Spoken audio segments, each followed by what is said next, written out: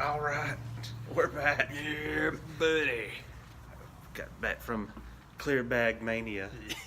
And I think enough time has passed. Now we can talk about it. That's right. It's something. Discuss the trip and the going zone. It's real. It's happened. So and there's a lot more subscribers now. If you're new, I'm Jared, by the way. I'm Josh. Good to have y'all. Good to be here, brother. What's up, man? So I got to say, one of the best things about this trip is New Orleans is a lot better than it was the first time. Sweet. So that was cool. There's just all kind of fun stuff to be had down there, and I think it's just about everybody that went was, content. Like, well, we could come here every 4th or 5th year. I mean, that'd be just dandy fine, and get on just fine. And I set off on the road, and I'm really good to be sure to have all my stuff printed out, have all my stuff packed, everything ready to go. And I had one of those kind of freak out moments. I was like, oh no.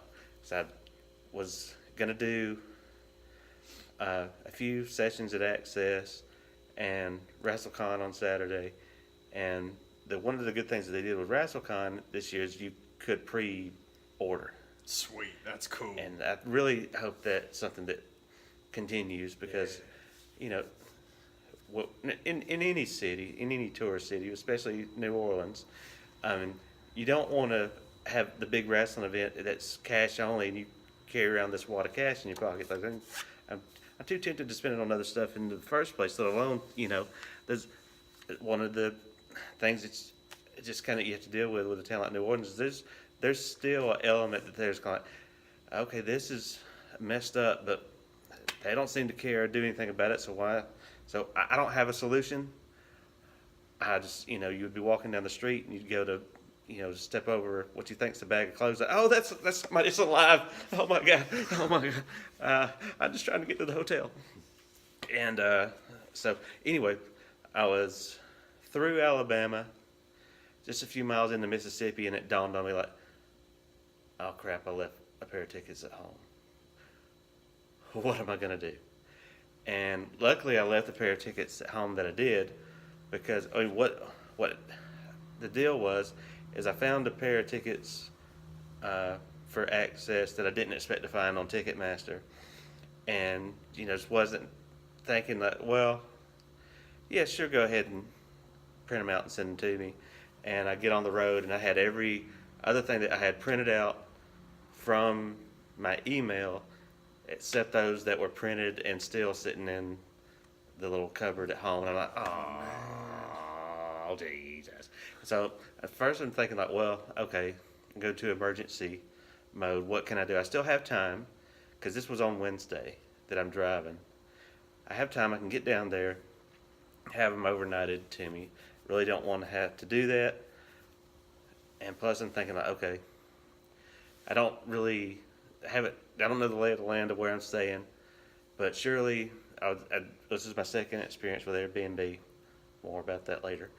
And I'm thinking like, okay, I don't know exactly where I'm going. Surely there's a mailing address where I could have something overnighted, but I don't want to go through the trouble of getting in touch with old buddy and being like, listen, expect a package to come. It's going to be mine, this, that, and other thing. So, like, I already know that's probably not going to work. And I'm thinking, okay, it's Ticketmaster. Surely I can download the app and have access to the tickets through that. Well, you can't do that because you decided to have them printed out and send it to you. This is after I have Ticketmaster on the phone. I'm like, Jesus. And then I'm like, well, can you send them to will call? And yeah, we can do that. And then I'm like, why did I have to think of that? Why didn't y'all just tell me? Well, don't worry. We'll just send them to the venue. You're going to be at the venue, right? You're not that dumb. You're not going to forget to go to the venue the night of the show. You're going to the show, right? No, why would you think that? So, anyway, and at the night that I go to the, convention center, and then there's a guy in line right next to me who's freaking out. He had lost his tickets. I'm like, oh, have I been through this? So, get Ticketmaster on the phone, have them send them to will call. That's all you got to do. Call Ticketmaster and suggest they will call. Yeah. And, I think maybe there's just, sometimes you get those people on the phone and they're trying to think, what would I do in this situation? Tell me, what can we do? Oh yeah, we can just do that. And sometimes you get there a little bit quicker than they do. But if you're ever in that situation, here's what you do: just have them send it to will call and show up with your 12 forms of ID and a urine sample to show that's who you are. And but luckily I had the credit card that I paid for them with, because I'd been like, oh, what are the odds of me not having that? But yeah, I thought I had all my tickets too. So Could have been. Crazy things happen. But I mean, got down there and got checked in and everything was cool. And this is my second go around with the Airbnb. And man, it's just one of those kind of setups where you pull up and you're kind of like, I know this is where I'm supposed to be, but I don't know. This looks kind of weird and shady. I don't know how. I don't know the laws of any real estate. Dealings with whatever, if it's state to state, city to city, whatever it is. But from everybody I've talked to, they said, well, the guy's probably, well, I won't say, but there's a little fine print where sometimes, and I didn't read this close enough, because, well, basically what happened, you get there and it's I was expecting like a townhouse kind of setup. It's more like an apartment complex across the top. I was like, okay, that's fine, but still you see like the bottom floor parking here and the top floor, like, well, how do I get there? Number one, I know I'm supposed to park at a spot with a blue dot. That's all I know.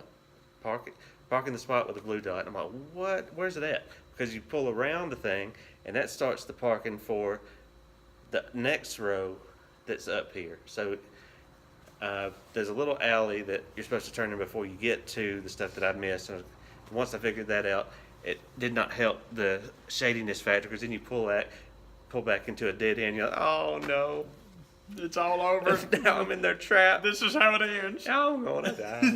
So No Wi-Fi. What's start? Send them the will call. Yeah. Because I won't be there. And so you get there, get checked in, and the first thing I do, with any hotel, Airbnb, whatever it is, check the fridge, see what's in there. And thank God I did, because there was some stuff in there, and I saw like somebody left like some Jose Cuervo in the freezer, and they're like, that's not my drink. But I'm like, well, desperate times, And luckily I didn't take a swig of it, because It was yours. yeah. Don't ask me how I know. Oh yeah, I know that smell. Yeah. Oh, that's a good stuff. But got everything situated, and went, and got everything ready to go. You drink the pizza kilo. Oh, I wish they'd kill me in the driveway. Why? Why? Why have we go through this first? Seriously. Just end it. And so, I didn't have any Axxess going on Wednesday, but I went to the evening sessions Thursday, Friday, Saturday, and then Sunday morning. So I was like, that's enough, when it comes to Axxess. I learned my lesson doing too much Axxess on the first New Orleans trip. Like, never again. You don't need to go to every one of them, and I pretty much did that year. It's like, that's enough. It's too much.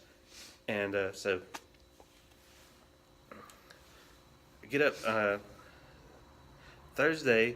I went to my first ever signing at the Superstore, because I don't know. I heard about how early they give stuff out for those before. I was like, I don't really think I want to get up that early, get a wristband just to come back later. But it was Rusev, so why not? I didn't have anything else planned or going on, and my other plan for the getting around with everything down there was I was going to park at the convention center and walk everywhere. And so I was nervous doing that, because not really knowing. It's easy to Google map stuff and try to get an idea of how far stuff will be, but until you get there and actually do it and walk the streets, like, man, that might not be the best idea. But it worked out, and it was, the way to get around down there. 'Cause I didn't care to find out how to work the trolley car. By the time I finally broke down and looked into seeing how much a ticket for the tour bus would have been, like, you should have done that when you first got here to get your money's worth out of that. That's nothing you just get on just to ride down the street.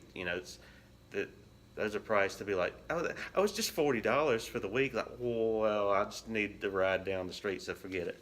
So anyway, got to the Superstore, got my wristband, and everything was cool. Because you get there early, you get your wristband, you have time to kind of do some exploring after the signing before Axxess starts. So, and I think that's by design. Well, you're here. You marks. You might as well go in the Superstore. We got stuff for sale. Do you want to buy it? And that's another thing. Because some of the stuff that people drop money on in the Superstore, like, I just plain don't get it. Give me his too. I want 2 of them now. Yeah. But to go get my wristband, walk down to Jackson Square, so I can say I did that, and I had no idea. That's the other thing, when you're Googling all this stuff to see where stuff is leading up to the trip, it just doesn't dawn on you like, oh, that's literally right next door to this. I can say I went to Cafe Du Monde, and I had my iced vanilla and beignets, and I wish I could humor you and straight up lie to you and tell you that's the best coffee and donuts I've ever had. That's not. I really think putting that much powdered sugar on anything, you could probably make it taste good.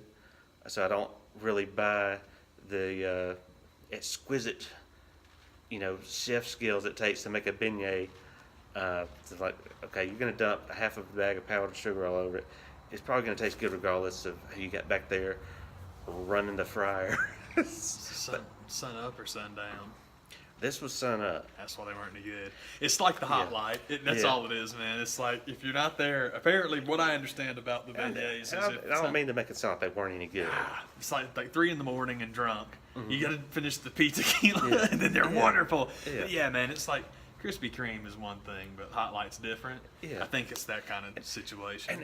And that's really what I was thinking, because I was down there, and I'm having, and the other thing with the whole cafe thing is, you see that line to get in just to wait to order, and they have the stuff coming out really quick, but that's still the line to get in and sit down. If you're lucky, an hour. Yuck. And that's on a good day. Yeah. And luckily there was one of the locals that was there passing out brochures for whatever. And she's hey, all these marks down here. What's a Rusev and why is it today? Why is it this day? I'm wearing them again today. It's stupid. She could, number one, I think she could tell, okay, this dude is not from here. That's a pretty easy guess considering it's in New Orleans. And number two, he's by himself. And she kind of leans over, she's like, there's a to-go line right on the far side. The line is long, but it moves a lot quicker. And I was like, bless you, woman. That's cool. Bless you, lady man. So if you're watching this, if you're that lady, thanks a lot. Appreciate it. A whole heck of a lot. Very cool. And because that's all you got to do. You go through the to-go line. You get your iced vanilla, if you're me, and your bag to go. And you go sit in Jackson Square and you eat your beignets, and then you see the mounds of powdered sugar where everybody else has done it before you. So make your contribution. Yeah, and I don't know how the birds down there stay so trim eating all that sugar, but they do. It's inbred in them. Yeah, they're tough birds. Speaking of the birds, one thing that kind of freaked me out when I first saw it is because you're watching, you got nothing better to do when you're waiting in line in the to-go line to buy my donuts and coffee. So you're kind of watching everybody sitting there eating. You kind of dawns on you after a second, like, man, how is this is how it's open air, this little setup they got, and there's like no birds flying through, no nothing. And then you kind of look up. You don't have to look up far. You just it's right there at your head, and you see like the gnarliest freaking barbed wire across the jail cell looking barbs sticking out. And you're like, oh, that's why they've learned to not F around here. And it's like it lines the cafe, and I think it's there at a few establishments down there in like the little market to keep stuff. And kind of like, that's intense looking. Yeah, man. It just freaked me out for a That's second. crazy, man. And so you're there, you're in Jackson Square. There's St. Louis Cathedral is there, and you went over there, and there was mass going on at the time, and kind of walking by doing my little filming thing, and I think I kind of got a dirty look where it's like, you're not supposed to be doing that. I'm not in the church. I didn't know. Let me know first. Don't just start throwing stuff at me. But man, it's just there was weather was awesome that day.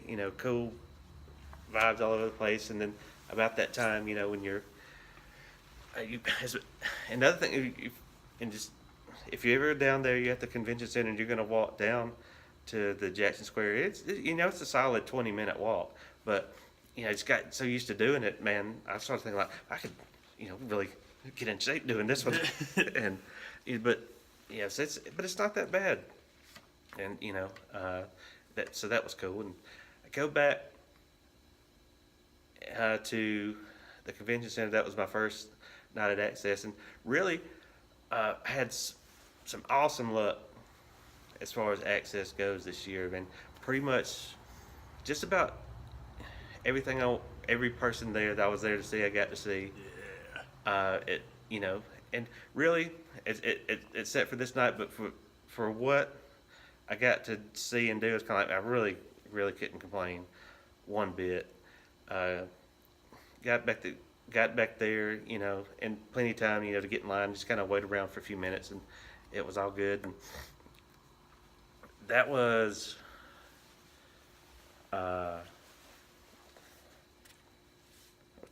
Goldberg night. I know, you can laugh if you want to. Goldberg VIP to get into Axxess, and first line I get in was the Revival. I'm like, cool. Had my figures ready to go.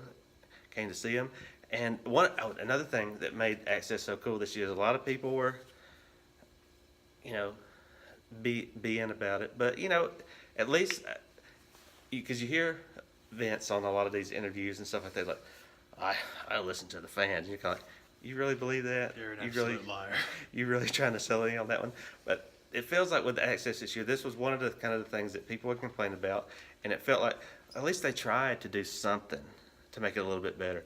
When you got into Axxess this year, there's still that element of you just go and get on a line and hope and wish for something good to happen. But at the same time, you would get stuck in the line and you didn't know what was going on in the back corner, what was going on behind you, or you could kind of try to see. So there was these build screens that would post who was going to be where, doing what, at what time. And it was a nice move to try to do something to make it better, but it was still something that people complained about because it didn't really roll over fast enough.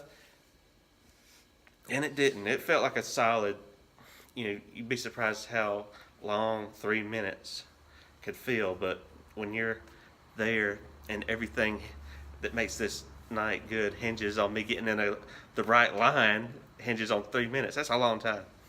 And there's like, it feels like 10 stations in there, so it's kind of like, I need to know what's going to happen.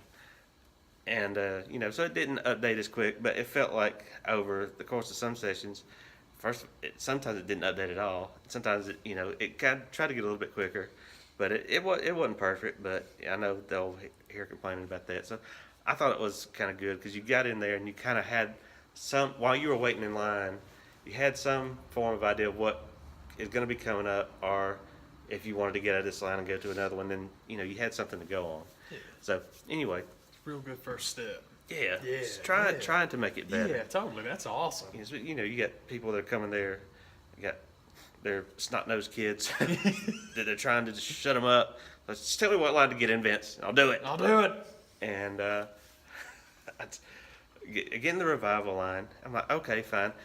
And here's where I'll complain about the billboard. Well, and I'll shut up and move on and get over it.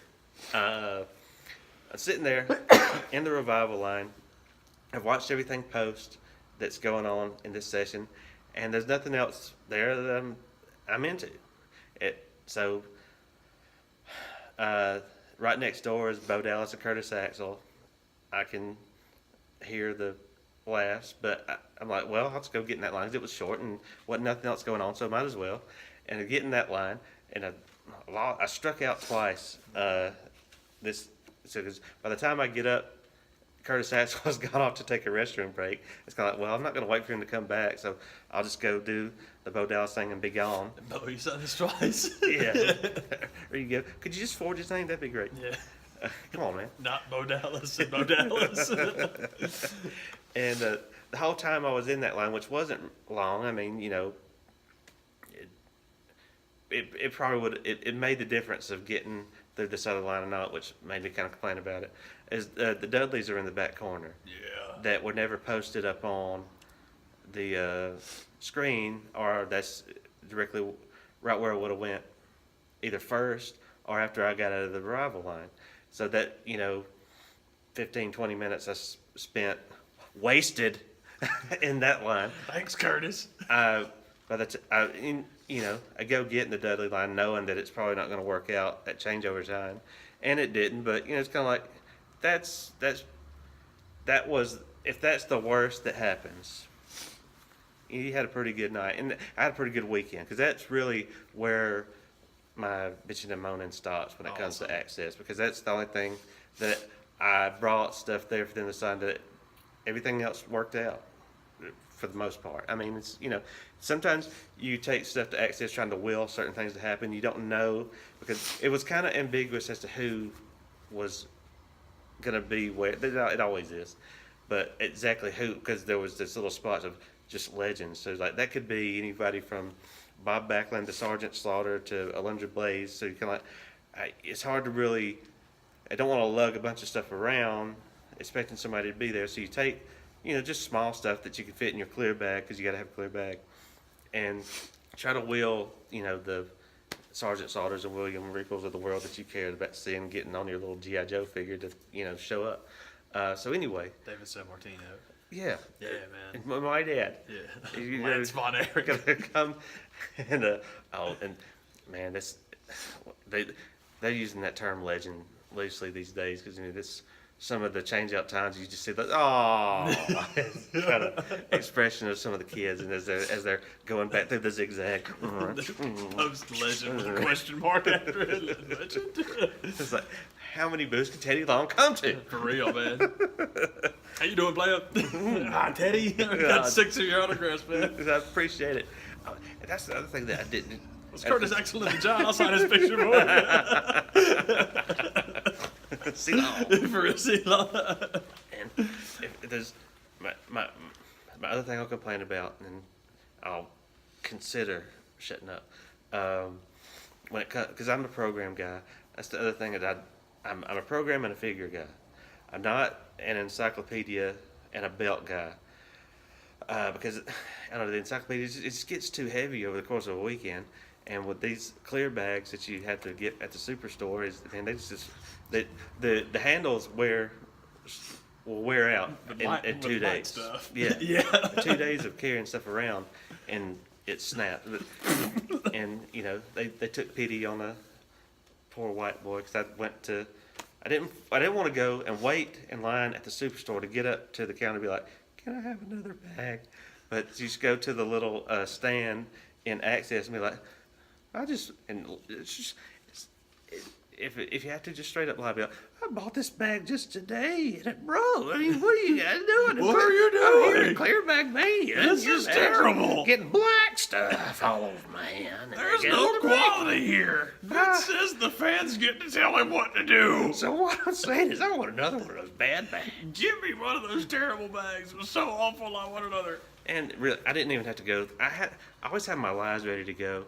And the girl doesn't even want to hear, you know, she saw me coming and had one ready to go. Like, here you go.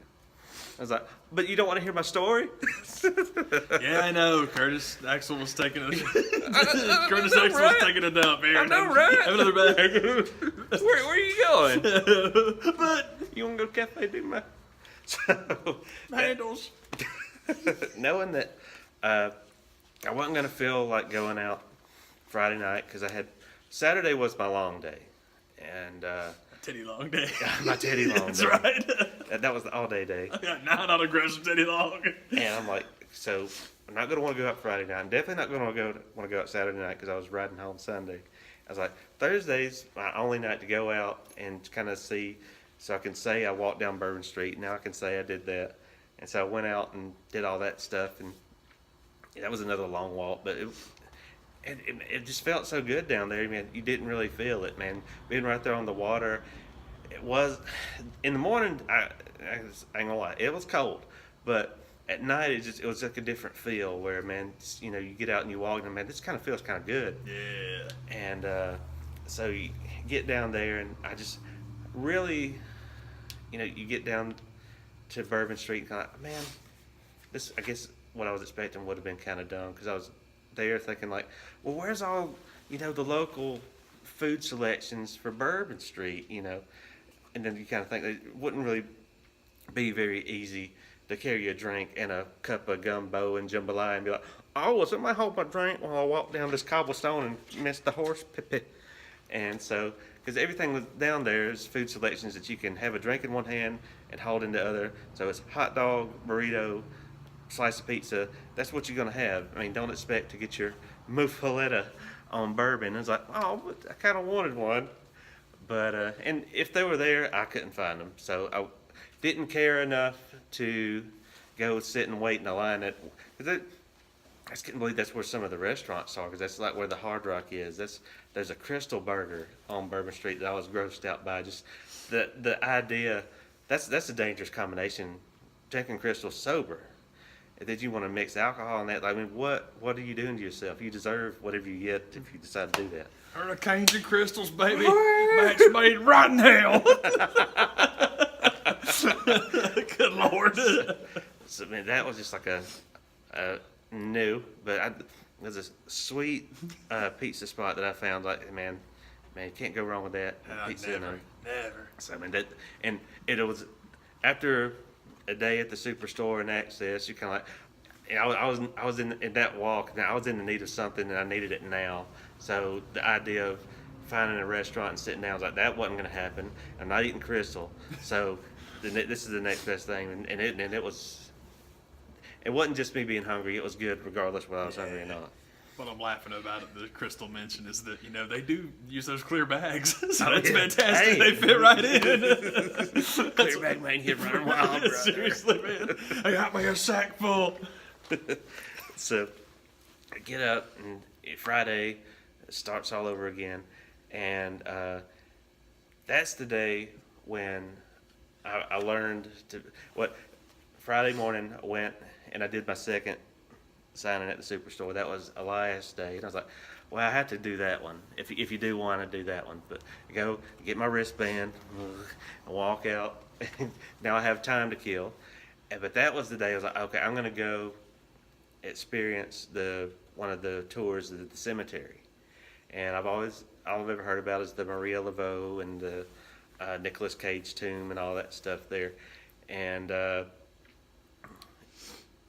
you have to be specific when you're making that walk. It's not that far out of the way, but it's kind of out of the way. That is St. Louis Cemetery number 1. There's a 2 and a 3. That if you walk to those, you're at the wrong spot. And it's not that far out of the way, but it's pretty far out of the way to go a few city blocks down and around when I was looking for a bathroom as bad as I was. And that's the other, you know, on that walk from the convention center down, it's almost the same walk. You're going towards Bourbon, just a little bit, a few turns involved that sends you down another path. But nonetheless, everywhere you pass is a type of establishment that was like, well, if I go in there and try to use their bathroom, I'm just got to buy a Gatorade or something, which is going to start this cycle all over again. Absolutely. So that's not going to do me any good. And thank God, it was almost divine intervention that I went to the wrong one first. Because if I went to the cemetery first and got there, then I probably would have started the tour, and it really would have hit me in the middle of the tour that I had to go. And anyway, by going to the wrong one first, I backtrack and go back down and around another street corner, which I passed a visiting center, which had a facility in it that I was like, great, thank God. It was that part of it was kind of meant to be. It just had to suffer for that one for a little while. I was to the point where I was like literally looking in the corners of like buildings and like Pulled up. like what can I do? Pulled up my phone with the Airbnb. Found a local place. I'm gonna rent your house and wreck your toilet. 5 stars, your lifesaver. For real. And it was looking pretty dicey. I mean, it was one of those kind of deals where it was like, man, because even on the street, you kind of look up and you're like, man, there's cameras all over this town for security purposes. Like, you're not going to get away with this. You're going to get caught. And it's like, dang it. So anyway, made it to the tour. The tour was awesome. There was a dude, Colin, and he is on TripAdvisor. If you Google TripAdvisor, your backstage pass to New Orleans, any tour he's doing, go do that one, and you'll have a good time. And you can just really get good vibes, and you can tell this is somebody that really loves the city and likes talking about it and discussing it. And he does like ghost tours at night, horse tours through Jackson Square, and just all sorts of stuff that you can catch him at. He's down there, and he was really good and awesome. And there was just fun stories in the cemetery of how luckily I got there just as his tour was starting, and I got in there, paid the money, caught up with him. And at first I kind of missed this announcement where some of the rules, and you can take all the pictures you want, just no video. And luckily I heard that just in time to be like, delete. And you hear some of the stories about people going in there on tours and why they decide this will be okay to take stuff out of there. Then they get home and they start having these visions and nightmares of all this, that, and other thing. You're like, why did you think that would be okay? But you go around snapping these photos and you kind of convince yourself like, this is taking stuff out of here. You don't need to do that. And but that's the other rule is you don't take anything, you don't leave anything. I think that has more to do with the Maria Laveau tomb, that people were leaving stuff for offerings for her, and they're like, we're tired of cleaning this crap up, So, but anyway, that's one of the tours that you definitely need to consider taking. I ran into a girl at Axxess. This was Saturday night. Mania's the next day, and I'm showing her the pictures on my phone, going through all this stuff. Like, man, go take this tour. She's like, I got Mania tomorrow. I said, man, screw Mania. It's a 45-minute tour. You can go and get it done. Her boyfriend was not here, and he's like, we're going to Mania. We're going to sit in a gigantic building 9 miles from a wrestling ring. For 7 hours. So I think I was, getting through to her, and he's like, you need to shut up, bruh.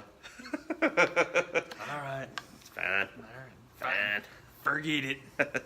So, getting back down to the convention center for Axxess that night, and had another awesome time. That was the first line I get in is Undisputed Era's there. With Teddy. Yeah. And go over, there's Rizongo, Ruby Riott, Pete Dunne, and they closed the night out.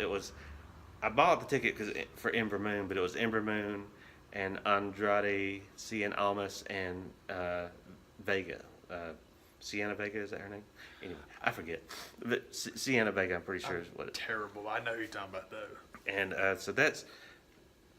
I put a video up about that, and there was a comment from John Brooks, so I got to give a shout out to him. So go, if you're watching this, I'm sure you already watch his videos, but sub him up and like him, because he was super nice, said some nice things, so that was cool. Awesome.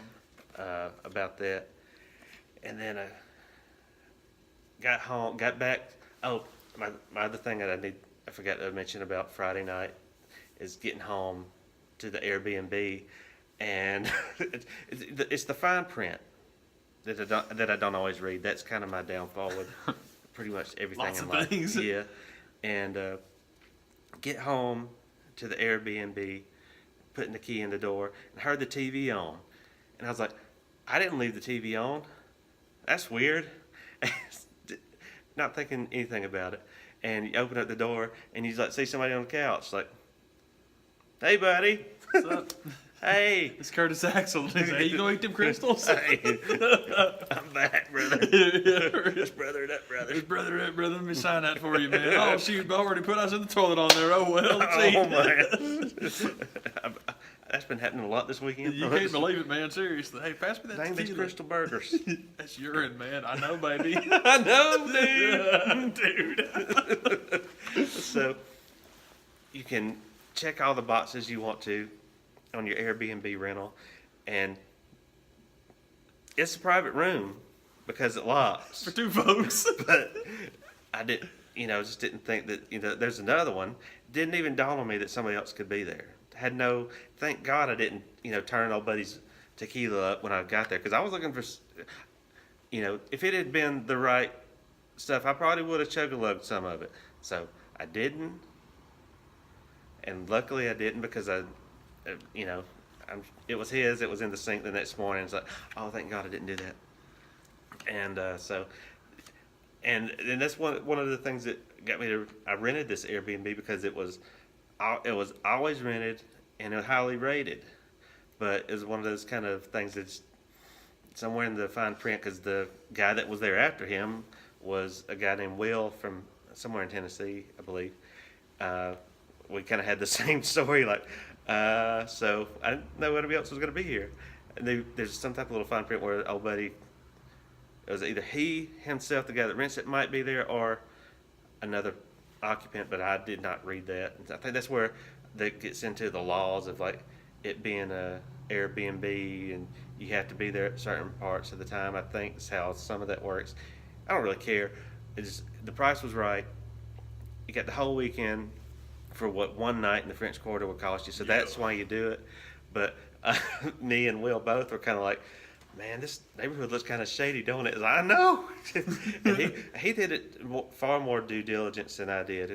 He did the whole crime search thing on one of the websites. He's like, man, it gets dark purple just a few blocks over, but we're on the good side. And I was surprised at a lot of the people I ran into, some of the locals. I told them I stayed in a town called Merity. Like, oh, you in the good part of town? I was like, what? That's good? Oh my God. Yeah, man. So, but if you're ever down there, stay in Merity at the Airbnb, and you'll have a good time. Have a roommate. Have a dang good You'll time. have a roommate. You should have a good time. Don't steal my zebra cakes. Yeah, man. So,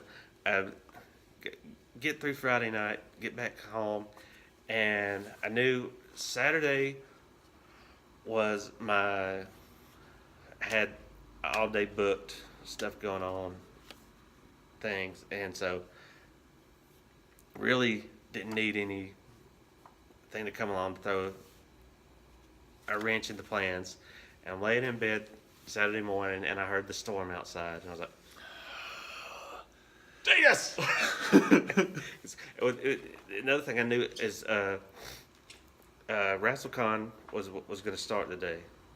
That was at the Sheridan, which was on Canal Street, which is, essentially another solid 15 to 20 minute walk down to the convention center.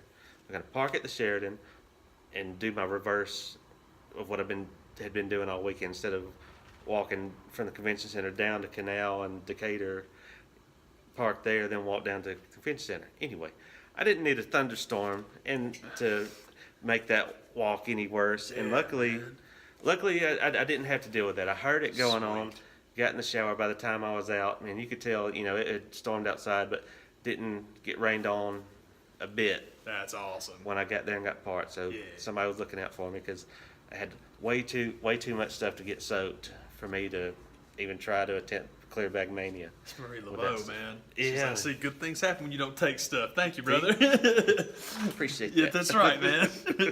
Come get your crap. Me and Nicolas Cage, we dig that. We're looking out for you. That's right, man. Just check in with those people that took things from me. But then when you hear the names that I got to meet on Saturday, it's pretty insane, pretty crazy. Because WrestleCon, they moved a lot of units, brother. Basically had the biggest name that they've ever had there this weekend. It was Stone Cold BLL. signed up, and that pretty much sealed the deal. Because I was debating, well, do I go Friday? Do I go Saturday? Well, Stone Cold and Edge were there Saturdays. Like, well, I'm going there Saturday, and I'll just whoever I miss out on on Friday, because I heard Friday at WrestleCon was another one of the clusters that is like couldn't get around. It is as big as this room was. I don't think people realize because it was so packed. It looked small. This was a huge ballroom that WrestleCon was in, and a lot of people were. The thing that sucked about it too is it's a huge ballroom. It was on like the 5th floor, so it's kind of like it couldn't have got anything lower on the first level, but that's the way it goes.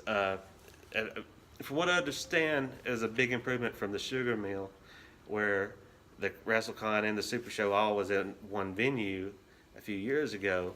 So at least they learned, don't do that again. Don't do that again, yeah. Get the hotel with the big ballroom that it looked small because everybody was in there. It was huge, but there was that many people in there that people were calling it, And Friday I wasn't there, so I can't really speak to it. But apparently it was like packed. There was problems with the AC and all this stuff. So that makes for a bad time when you got a bunch of marks in a room. A bunch of hot marks in a room. Stinking marks.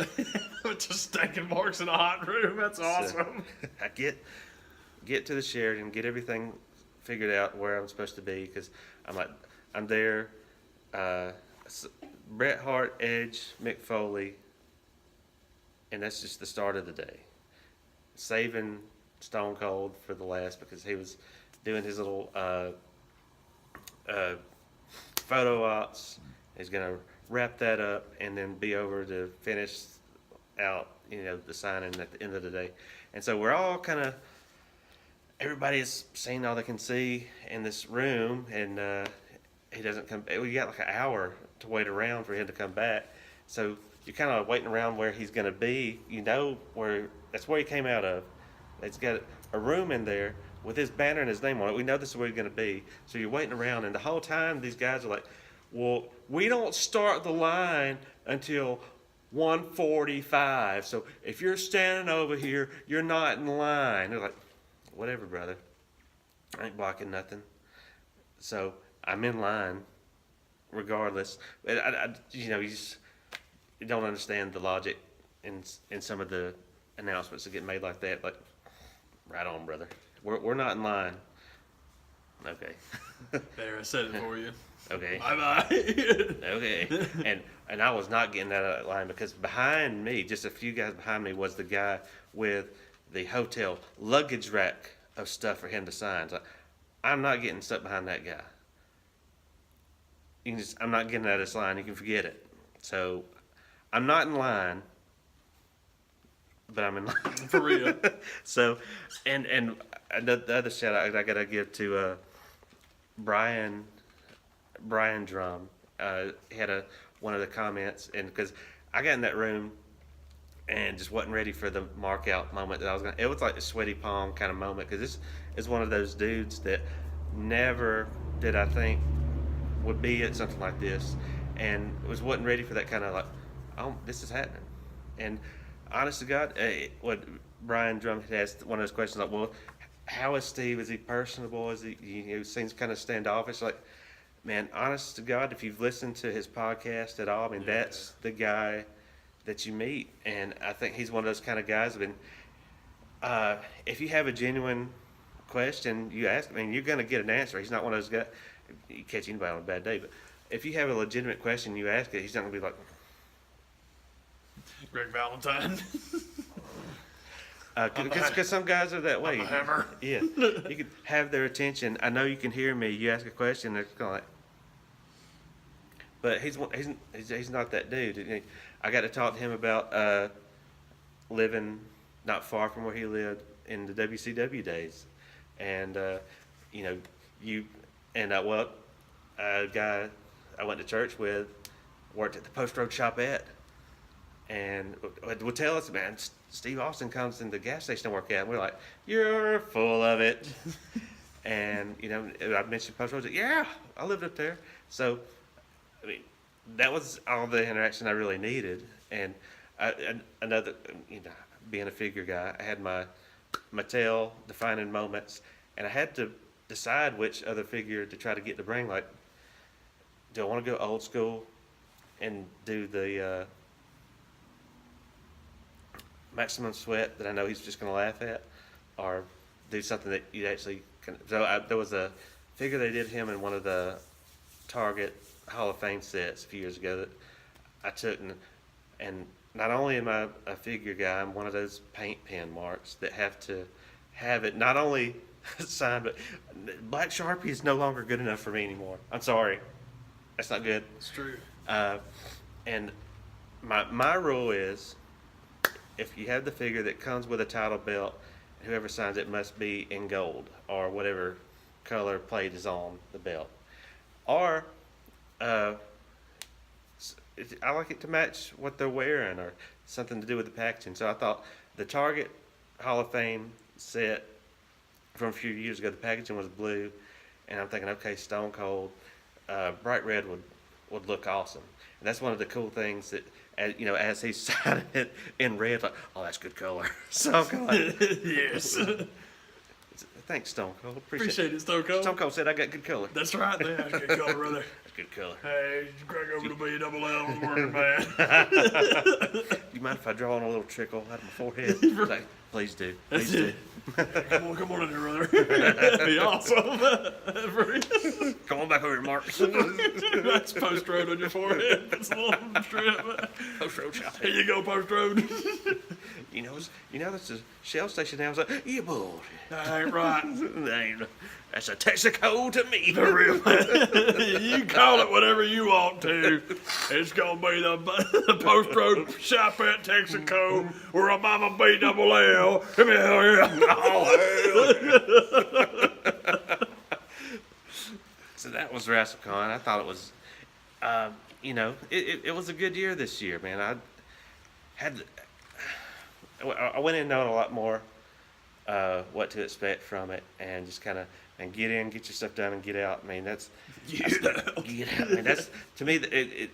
I think people go there expecting kind of like an Axxess kind of thing. Like, I was going to kind of go, kind of look around. Like, no, you go, and really, the map they give you doesn't really tell you a whole lot because you try to, and because it's not even accurate. I mean, where people are on the map scheduled to be, you still go, and they're not there, or they're moved or whatever. So, and the handlers, my God, how can you complain about Axxess when you have to deal with some of the pricks you have to deal with at WrestleCon? And I get it. They're there trying to make stuff flow, and they're having to work in like a cluster. But it's like you go up and you just try to ask a question about like a pre-order, and like, well, you still have to wait in line. Like, that's not what I asked you. I just want to be sure if somebody, if this printout is going to be sufficient enough, or do I have to show you something on my phone? And so, but anyway, that's what WrestleCon is. You just kind of go and get your stuff done and get out of there, and that's my MO. When it comes to something like that, that's not the event you go and just kind of hang. No, you just go get your stuff and go. That's how I look at it. So move on from WrestleCon, and the hits keep rolling because I get down to Axxess that night, and that night kicks off with The Miz, and then from getting out of the Miz line, I actually ran into my friend Brian and his son Hunter, but it was kind of, because I tried to warn him for what Axxess was going to be. It's like, it's a different mode, because you run into him, it's like, oh, hey, how are things going? Hey, bye. I'm on to the next line. Get out of the way. Because they still hadn't fixed the billboards. For real. I don't know. I'm not sure where I'm headed to yet. So, you get it out of the Miz line, you realize that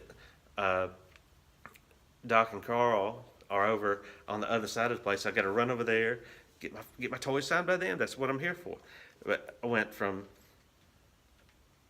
the Good Brothers to Kurt Hawkins, back over to NXT. Hideo Itami and Drew Gulak were there, and then to close the night out with the Hardy Boys. Yeah.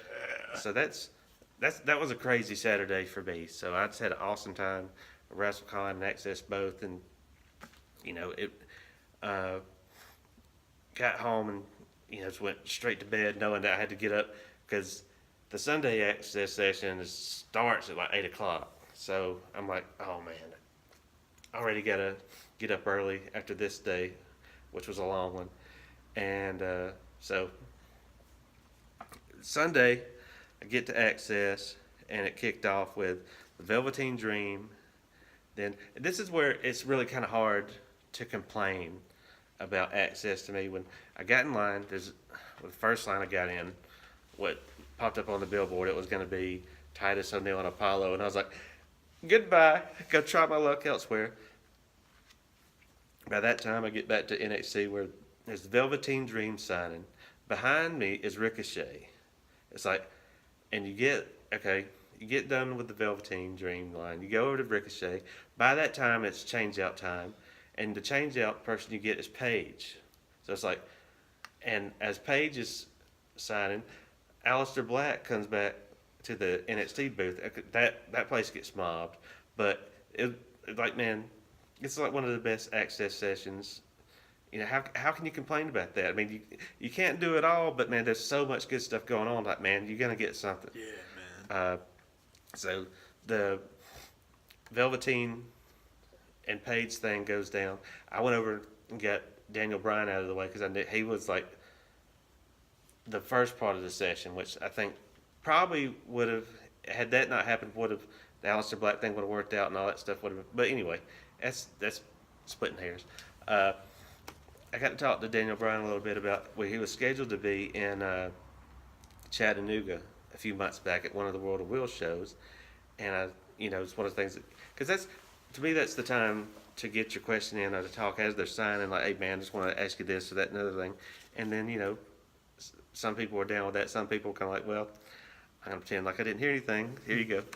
But yeah, he was just cool about it. I guess I was afraid it sounded like I was complaining, and I didn't mean to sound like I was complaining at all because I was like telling him like, I was scheduled to meet you a few months back, and before I get done saying that, he's like, is that the World of Wills thing? I was like, yeah. I was like, man, they lied to people about that. I wasn't scheduled to be there. I was like, man, it's totally cool. Because what was cool about it was that was the week of the Wrestle Kingdom. I was like, we had you join in the Bullet Club. So either way, it was awesome. Win-win, So that got a laugh. So like, as long as you get a laugh, you can tell like ain't nobody mad about anything like that. That's just the way that stuff goes. But get that out of the way. Then I still had Cassius Ohno, Ty Dillinger, Mike Bennett, and so that was another awesome WrestleCon session. Yeah, man. Session, and then after all that, man, got all my stuff packed up, get back to the parking deck, and that's where the Maria Laveau look struck me because I was getting everything packed up and ready to go, and I don't even know how I was one of those guys that put the hat on, put the glasses over it, just so when I'm on the road I can pull them down, and I don't know what I had got out of the car to get like a Coke or something out of the truck, and then they fall and they like crack. I was like, well, if that's the worst that happened, missing out on the Dudleys and cracking a pair of sunglasses, that's a pretty good trip. So that's the WrestleMania trip story. Yeah, man. That I thought would only take 10 minutes and ended up taking an hour, so my bad.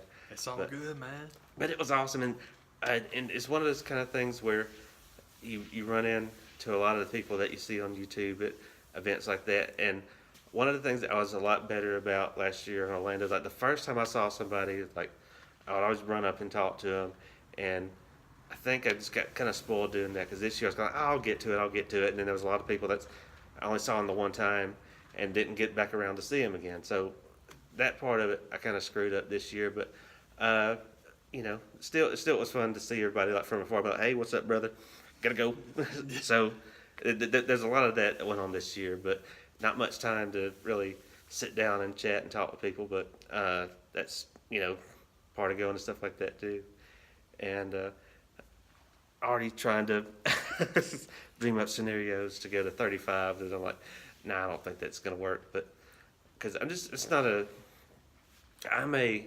if it's drivable distance kind of guy. Dig that. 8 hours or less, to me, is doable. If it's over a work shift amount of driving, I'm like, that's not me.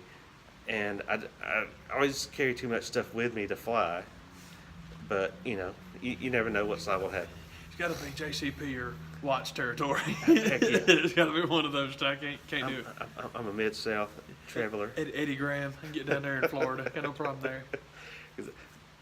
It's to hear that, it's New York, New Jersey, and I Googled the directions. It's like a solid 13 hours driving. But then it did dawn on me, like, you don't have to go to New York, New Jersey to go up there. I Googled, it's 10 hours to Baltimore. Baltimore, as they pronounce it there. Baltimore. Baltimore. Yeah, Baltimore. But I would really have to look into that to even consider, because you can get your Airbnb there, and there's a train. But I was like, it's way too early in the game to even consider doing anything like that. So that's probably going to be a no. But as far as that goes, but you never know. Hey, we'll see, man. You never ever know who's liable to show up at Axxess or Wrestle and be like, I gotta be there. That must happen. It's gonna have to happen, brother. So, is there anything that's going on that you think that we need to discuss other than that? I don't think so, man. Yeah. Like the one thing that was gonna throw out about WrestleMania weekend, and it's silly because I'm late to the party, but we hung out after the man got home and watched NXT. Because on Saturday night I watched Ring of Honor, so then on Sunday we got together and watched I'm sorry, I said it was Monday. Sorry. I think it was Monday. Yeah. I think so. Sometime after WrestleMania, Yeah. we got together and watched NXT, and it was awesome because it's always awesome. Very enjoyable stuff. I'm very happy with the North American Championship. Yeah. Really, there was several ways that could have gone that would have been cool. But the idea of Cole winning it, and then hopefully we can get to a spot where him and Velveteen Dream are having solo matches and main events, I love that. Yeah. But the Ember Moon's farewell match with Shayna Baszler. See, Shayna Very Baszler good. was new to me because I missed all of the Mae Young, and Ronda is what it is. Yeah. Bringing mixed martial artists into wrestling there's something they've done in Japan forever, and it's like cool. Why not? That'll be okay. But I just thought that some of the things that Shayna did were really clever, really clever. I thought putting the shoulder back in place spot was really cool. And then I liked Ember continuing to break the hold by exploiting that. So then my brother's really, really into jiu-jitsu, gi, no gi, and he's shown me a lot of stuff, and he's educated me on how the uniform in that sport is very strategic as far as what you use for leverage, what you use against. I mean, grabbing a hold of somebody and using their equipment against them, that's part of the game. Yeah. That's how you do it. So the whole hair spot, because she can't use her arm, god dang, that was really cool. That was just a very clever and creative thing. We always talk about how the upside to pro wrestling is that it's very stylized. So you can do kimuras and key locks and arm bars that just look super dramatic and awesome because the person you're in there with is feeding you. That's one of the coolest things you can do. So to take really dramatic elements of actual combat sports, but to come up with the extra made for TV flair of she's using her own hair, oh my god, that blew me away. I was really impressed, and I'm happy that Denver got one like that to go out on because she's been so good for so long. It's god dang, that was cool. And it's not the only thing on that show I like. There was nothing on that show I didn't like. That just really impressed the crap out of me, man. Yeah. But that was the one thing I wanted to talk about from WrestleMania weekend. Yeah, man. And people, I think people gave Hillbilly Jim way too much crap. As far as that's my other thing that I like to do is I don't. If you haven't figured it out, I don't go to any of the actual wrestling matches during the weekend. Maybe one year I'll get to some when time works out. But it's going to shows at midnight and 2 in the morning. I'm like, I'm not doing that. It's crazy talk. And I don't want to go to Wrestlemania because I want to sit through an 8-hour show. It's like driving somewhere. It's all work shift. I could be home by the time the show's over. So that's what I did.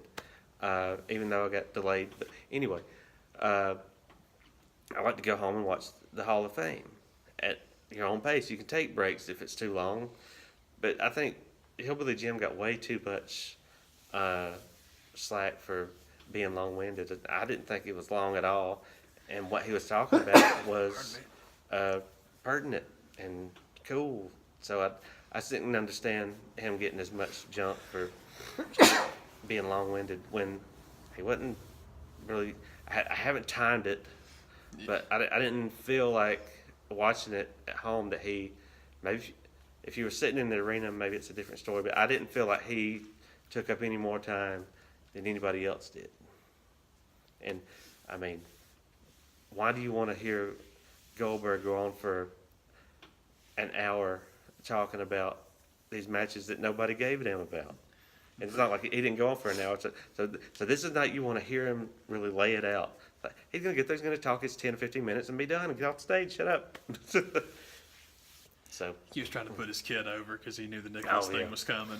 Yeah. And it was like, my boy could kick Nicholas's ass. I'm telling you right now. Spear him, son. Do it. Do it. Do it. Do it for Daddy. Do it for Daddy.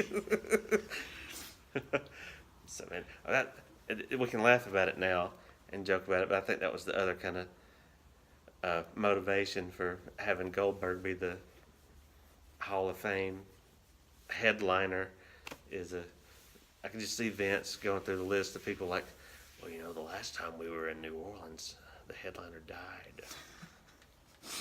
Goldberg. It's time that's why he invited CM Punk to go in the Hall of Fame. Yeah. That didn't work out. So how about Bill? Well, that's fine. Hey, that's fantastic, Dad. I listen to what the fans want. That's right. That's what I do. That's why I'm starting a football league that absolutely no one's interested in. Why? Oh my God.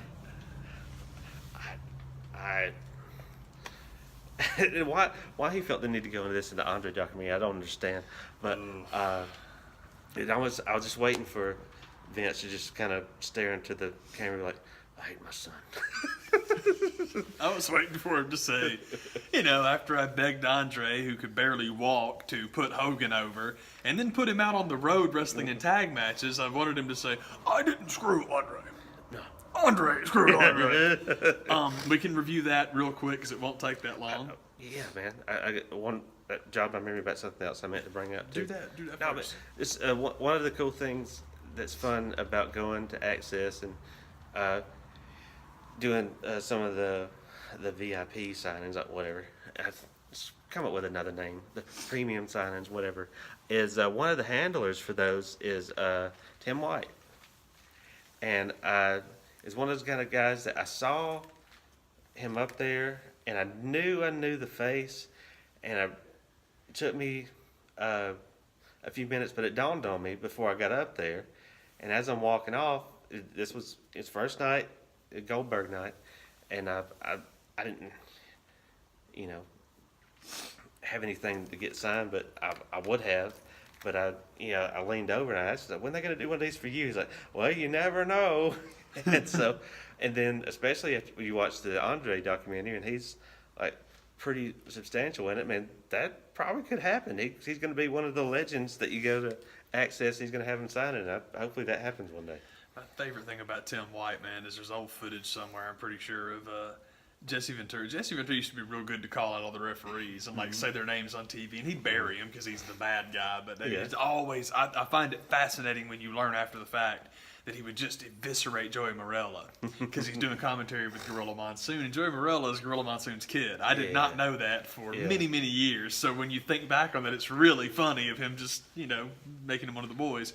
But he was just talking one day about Tim White, and he's like, oh, Gorilla, is that Tim White in there? And he's like, yeah, that's referee Tim White. And he's like, it's something like his wife and his kids refer to him as Dim White. And, of course, it's not even that funny. It's just Dim White is funny. And it's not that funny, but when he says it, of course, Monsoon is, will you stop? And so anytime Gorilla gets a will you stop, I love those memories. Those are awesome because Gorilla Monsoon is wonderful. Yep. But, yeah, the Andre documentary, I love the beginning. I love the end. Pretty much anything in it that wasn't wrestling, I loved. Because we talked about it. The wrestling stuff, if you don't know it, it might be very interesting to you. If you know anything about him at all, it's stuff you already knew. Mm-hmm. And the biggest problem I had with it is too much Vince McMahon and way too much Hulk Hogan. Hogan is still on that Fix My Reputation tour that started with him kissing Ric Flair's butt on ESPN and continues with him kissing Andre the Giant's rear end on pay cable. Yep. And it's like, you're a racist and you're a prick. Get over it.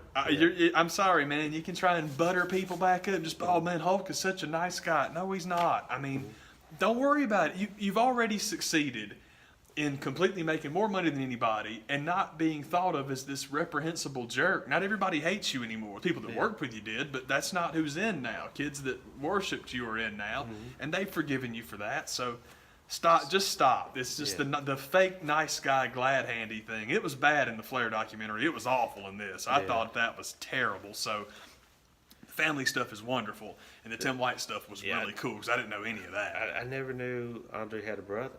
Yeah, the whole fam, man. Hanging out with him. What little bit of it you got to see was really neat. Yeah. Still got the chair. I thought that was real cool. Just sitting there in his kitchen like, oh, that's cool. Seems like I remember hearing about the daughter, but never seeing her. It's the first time you actually see her. Like, oh. First time I heard her talk. There was Natalie Neidhart put a picture of her and they said what Andre's daughter's name is, and I don't even remember now. But it was I thought it was just a picture of her and some fan. Like, oh, that's kind of cool, man. Like, she's got cool hair, groovy, because it was like real bright pink in the picture. And I'm like, oh, that's neat, like a Heart Foundation reference. And it really wasn't. It was just her. And Natalie explained who it was, and I'm like, I didn't know Andre had children at all. This is awesome, man. But it was kind of cool to get the voice, and it was neat. I thought all the family stuff was great. I'm with you. I loved that. So, I mean, that's definitely worth, going and checking out. Yeah, way more good than bad, especially if you don't know the wrestling stuff. If it's new to you, probably okay with it. Yeah, it's still, I mean, even, like we were talking about, you get into the Princess Bride stuff, which some of those stories you've heard before, but it's kind of cool, the people that showed up to talk about this dude. Folks that say yes. Yeah. I think, I'm not mistaken, the whole Billy Crystal's My Giant movie was based on the relationship he had with him after that movie and during the filming of it. It's like that George Marichon was in, the only guy that could play the Andre type character. Man, my other thing that I don't get about the Superstore and some of the stuff that people buy is it's just talking about Andre jogged my memory about those ugly old chalk line jackets.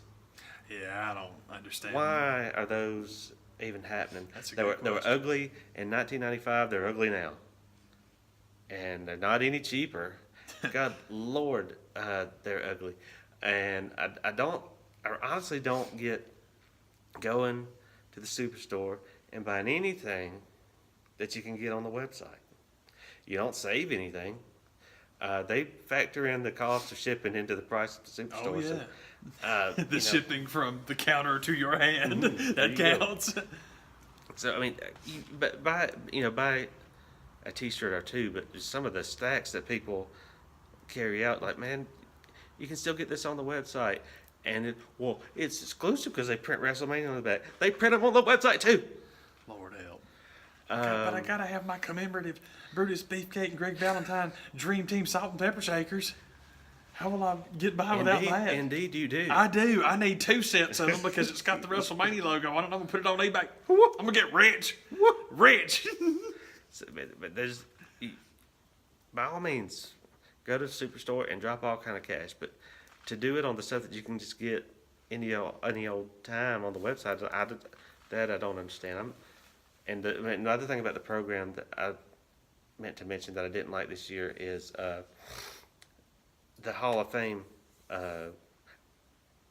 class in the back that they did like yearbook style, and I heard somebody say that they liked it. I do not. I don't understand paying what it costs to get the program, and then you have to flip through ads that are full page, and you get to that, and that's cut back on. Don't do that. And are these people that get the Legacy Award in the Hall of Fame or not? If they are, put them in. That's how we're going to get the Chinas of the world into the Hall of Fame if they're considered in the Hall of Fame with the Legacy Award. And another thing, when it comes to the Hall of Fame and people complaining about the time, it's like, don't put in any more celebrities and get rid of the Warrior Award. And that's a whole bunch of time freed up that you can either not use at all, and everybody gets out of there an hour early, or just, you know how the Oscars and the Grammy, well, the Oscars don't so much, but the Grammys definitely, because they give out 100 of things every year, have the end ceremonies recorded earlier. If you want to give out the Warrior Award, that's the time to do that. They don't need to be televised on the network. So give the award out, give out as many awards as you want to. Just don't televise them. Do it privately. Do it, where we don't have to sit through it. And then, Hilly, Jim, and Brutus, and anybody else, Greg Valentine, can talk all they want to. That's right. Iron Sheik Nikolai Volkov, the commemorative shower cap and shower sandal. Yep. But it's got exclusive. Man, anyway, I think I've gone through all the stupid crap I needed to bring up. That's cool, man. But that's what's up, y'all. Yeah. We'll talk to y'all later. Take it easy, y'all.